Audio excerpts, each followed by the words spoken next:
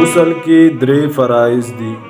نمبر 1 خولې ته اوبه اچول، نمبر 2 پوزې ته اوبه اچول، نمبر 3 خپل پورا بدن لمدول په داسې ترتیب سره چې په هغې کې د ویښتم روج ځای پاتې نشي.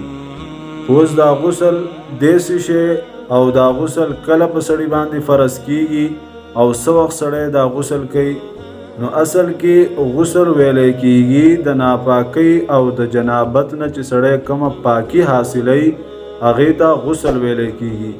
لکه یو سړی د هغه نه مني په شهوت سره ووځي، هغه که خوب ویني هغه ترې وځي، یا هغه کوروالی وکړي جما وکړي د خپل کور واره سره میلاو شي په هغه وجه باندې د هغه نه وځي، یا بله څه مسله وشي خو د هغه د بدن نه منی وزي په شهوت سره، نو په دې سړي باندې غسل فرض دی.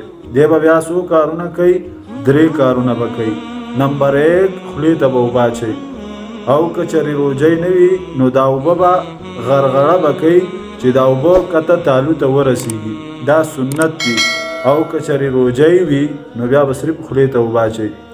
2 نمبر د پوزې چې کوم نرم هډوکی دی هغې ته به اوبه رسوي، او چې څومره ممکن وي، خدا په هغه حالت کې سنت دی چې کله د سړي روجه نه وي، او که روجه وي نو بیا به دغه پوزې ته اوبه اچوي، هغه هډوکي ته رسول هغه بیا ضروري نه دي.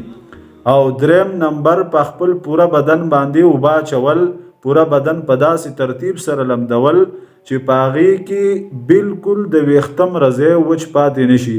که چېرته بدن کې څه ځای وچ پاتې شي نو د دې سړي غسل ونه شو.